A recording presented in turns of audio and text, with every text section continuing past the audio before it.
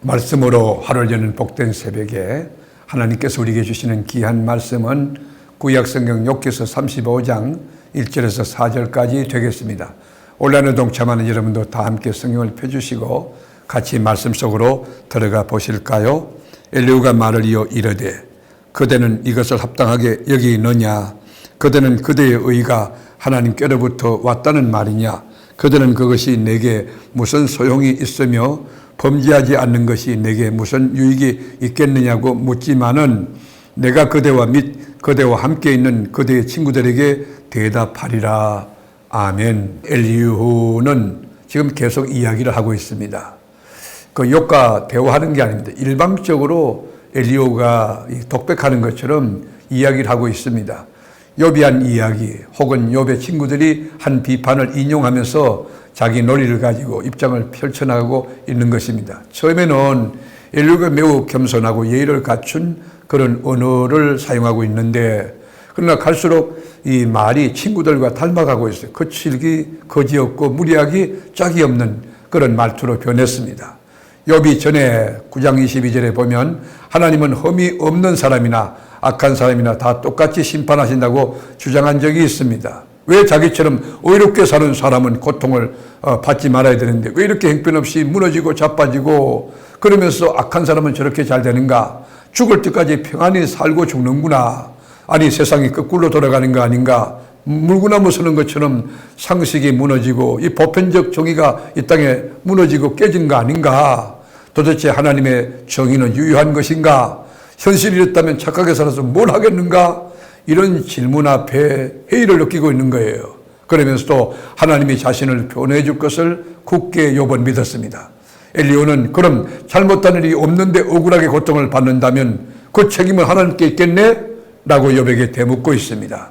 엘리후는 욥이 하나님을 향하여 대항하고 또 항의하고 있는 것처럼 보여졌던 것입니다.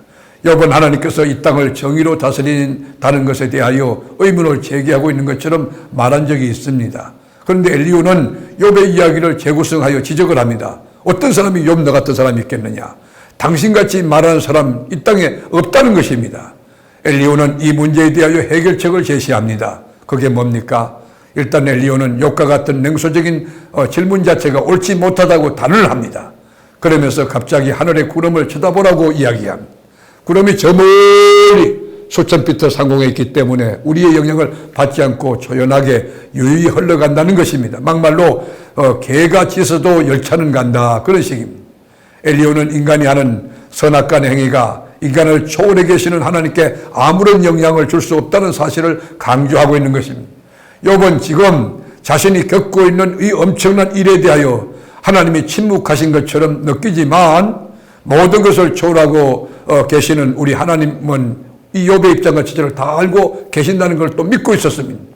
하나님은 우리를 구체적으로 사랑한다는 것을 그건 믿고 있었기 때문에 7장 17절에 보면 사람이 무엇이기에 주께서 그를 크게 만드사 그에게 마음을 두시고 아침마다 건징하시며 순간마다 단련하시나이까. 나 같은 사람이 도대체 뭔데, 내가 도대체 뭔데 이렇게 나를 크게 여겨주셔서 나를 이렇게 철저하게 다루시냐고 고백을 했습니다. 여러분, 하나님께서는 욥 자신을 분초마다 숨 쉴 틈도 없이, 그렇게 침 삼킬 틈도 없이, 호흡할 틈도 없이 그저 죽이지도 않았지만은 이렇게 다루신다는 것을 욥은 느꼈습니다. 엘리후는 하나님의 초월성만을 강조했다면 욥은 하나님의 초월성과 더불어 한 사람을 가까이 하시고 그 안에 들어가서 격려하시는 하나님의 내재성을 함께 이야기하고 있습니다. 엘리후는 너 같은 자를 하나님이 그렇게 신경 쓰겠느냐라고 말합니다. 엘리후는 욥과 같이 하나님을 가까이 느껴본 적이 없는 사람이, 하나님을 영적으로 체험한 경험이 없는 사람이, 영적인 세계가 열리지 않은 사람입니다.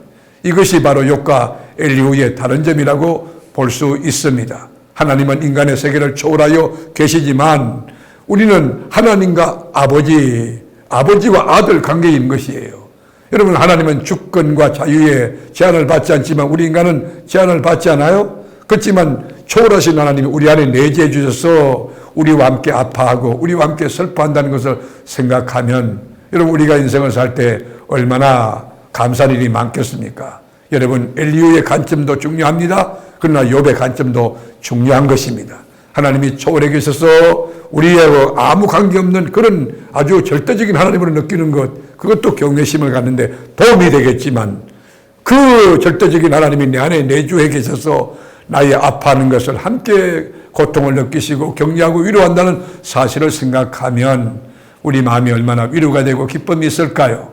말씀을 알으려는 복된 새벽, 우리 주님이 내 안에 계셔서 그리고 나와 함께, 그리고 내 옆에서 격려하시며 내 갈 길을 인도하시고 또 나의 필요를 채우시며 나의 기도를 들으신다.